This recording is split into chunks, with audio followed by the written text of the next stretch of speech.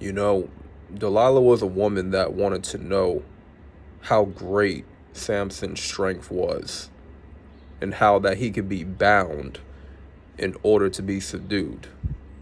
You see, the Philistine leaders, they sent Delilah after Samson,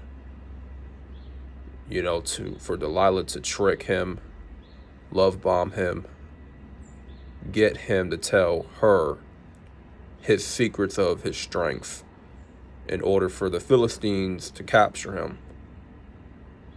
And the power, his strength, lied within his 7 locks. And it got to a point where Samson was laying on Delilah's lap for rest. And while he was doing that, she took it upon herself to say, you know what? I got him where I want him.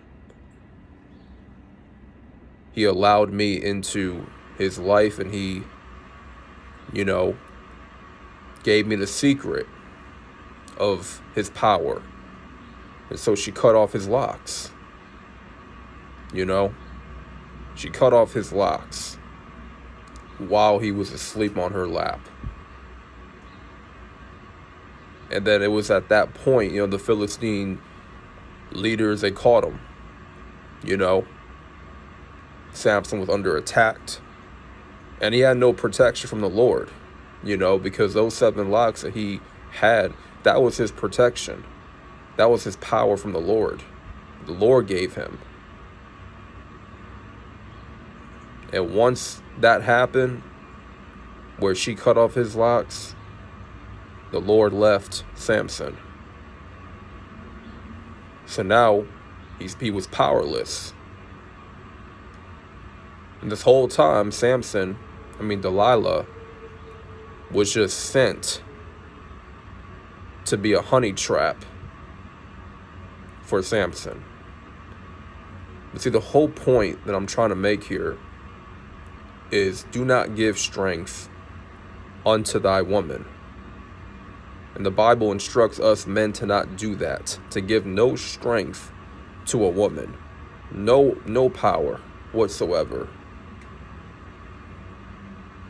And even when you're on retention, you got to be mindful and aware of Jezebel's spirits. And I'm not saying they are in every woman. That's not what I'm saying.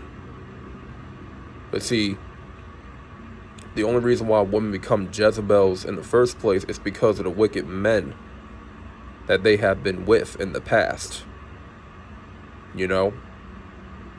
When you meet a woman and she's been around, she's been with numerous guys, numerous spirits that were not good for her. She was a good woman before she met a wicked man that got to her, manipulated her, and treated her like crap. Abused her. And once she got out of that relationship and, she tried to heal for a couple months, and she went back into the dating scene and tried to look for a man, she's still dealing with those hurts and traumas from her past relationships with those men.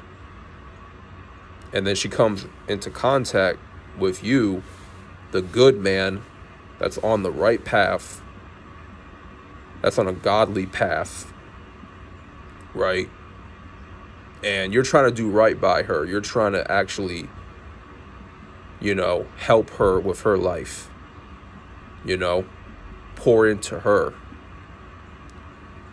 But there are times where it just doesn't seem to work, and that woman isn't budging.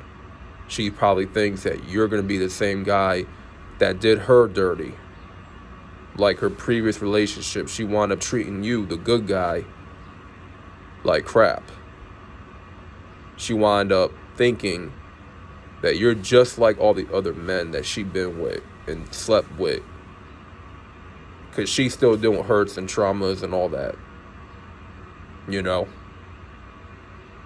And some women, they just become like that man that they slept with, wicked as hell.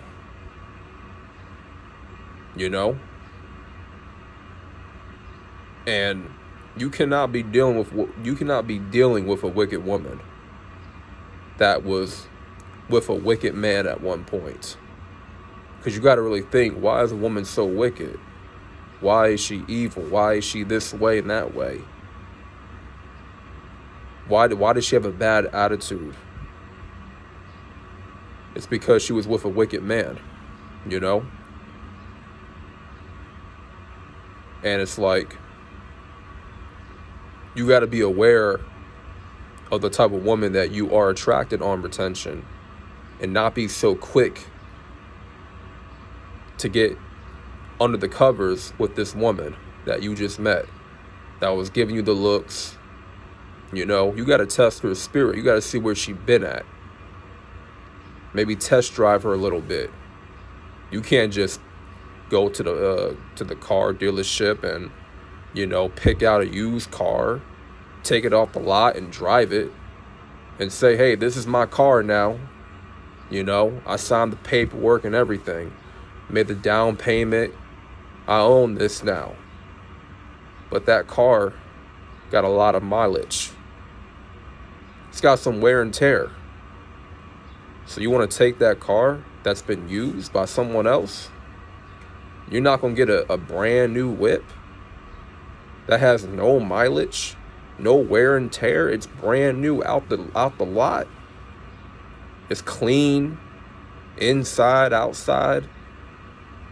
It's looking fresh. You see, you got to look at it in that sense. When it comes to women, you want to drive a car that's brand new. You know, it has never been used before. You know, and when you have this power on retention, and you're gaining power not just through retention, but power by reading the scriptures every day, getting closer to the Most High, you know, filling up your spirit with prayer, fasting, you know, building up your strength and power, building up your spirit. You don't want to lay up with the wrong woman that's been around the wrong dudes all this time, and you wind up releasing into her. And then, you know, you had a kid with the wrong woman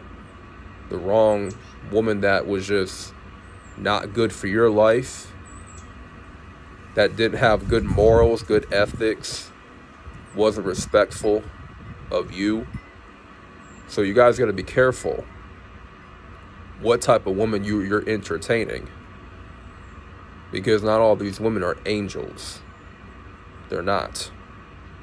And this is not coming from a hurt place. This is just coming from a place of edifying, you know, just giving y'all the heads up.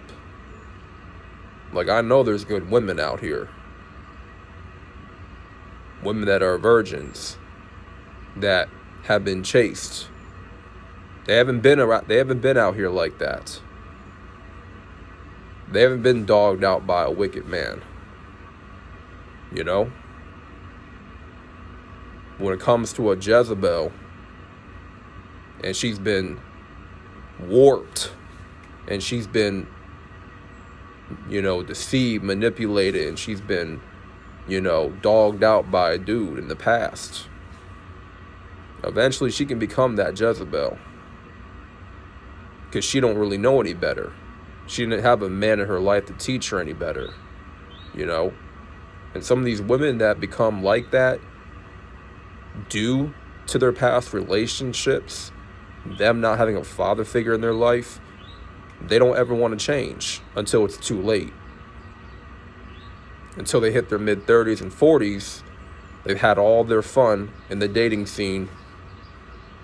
Now all of a sudden they want to find Jesus and cling closer to him, telling Jesus, you know, find me a man, I'm ready for a man. But she wasn't ready for a good man in her 20s. So those are the type of women, guys, that are just wicked out here, doing the most. They're kind of lost, and they can't really find their way back because they're just so far gone at this point. You know, you can't save every woman. You just can't, you know? And it's like, you cannot be Samson in the book of Judges that gave all your power and strength onto a woman like that. And it's not just a Jezebel woman, it's every woman. No woman should be given your power, your strength.